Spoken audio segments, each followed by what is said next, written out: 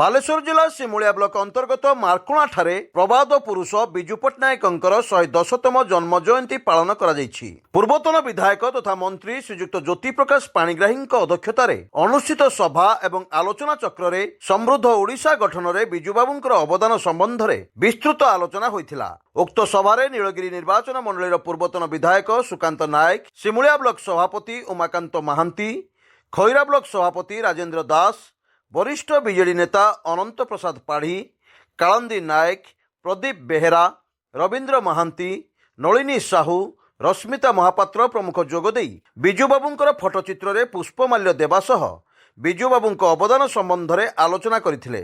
बिजुबाबूंक जन्म जयंती रे पंचायत राज दिवस पालन न हेबा नै पूर्वतन विधायक सुकांत नायक वर्तमान सरकार उपरे विषेद गार करथिले। एही सभारे सिमुलिया और खैरा निर्वाचन मंडली रे बहु बिजु जनता दलर कर्मी माने जोग दैथिले।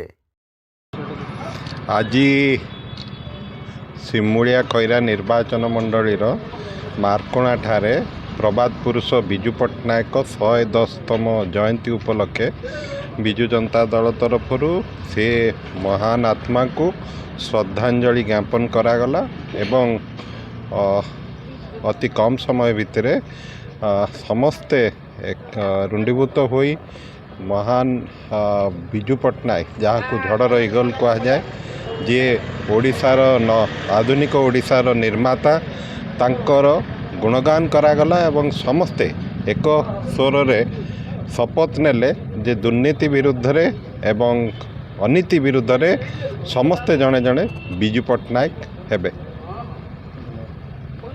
आज्ञा आज मार्कुणा ठारे प्रभात पुरुष बिजू पट्टनायक जो बिजु जयंती से जयंती अवसर में आज समस्त ब्लॉकर 59 पंचायत समस्त बिजु जनता दलर समस्त संगठक उपस्थित थे। आज भल से कार्यक्रम होता। बर्तमान आम आगामी दिन में केमी दुर्नीति और भ्रष्टाचार सरकार को गादीच्युत करूँ से मूल लक्ष्य आमर मंत्र थिला। एथिरे आमर सिमुलियार पूर्वतन विधायक ज्योति नना उपस्थित थे और नीलगिरी विधायक पूर्वतन विधायक सुकांत नायक उपस्थित थे।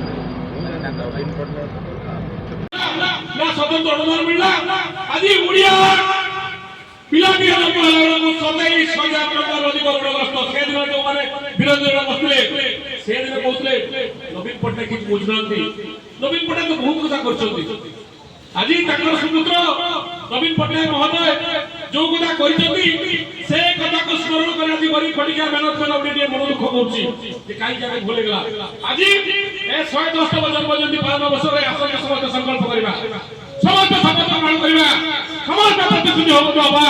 ये जो प्रतारणा सरकार करती ए सरकार को तुरंत हटावा पड़ेगा। आगामी 95 वर्ष में बिजू बाबू का सपन को साकार करे गले हम समस्त एकत्रित होई काम करिया पड़िबो एवं भाषण में हमें काम रखा पड़िबो।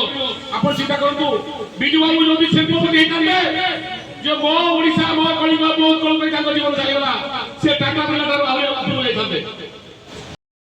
सिमुलियारू बनवाली महाकुडुंक रिपोर्ट स्वतंत्र ओडिशा लाइव।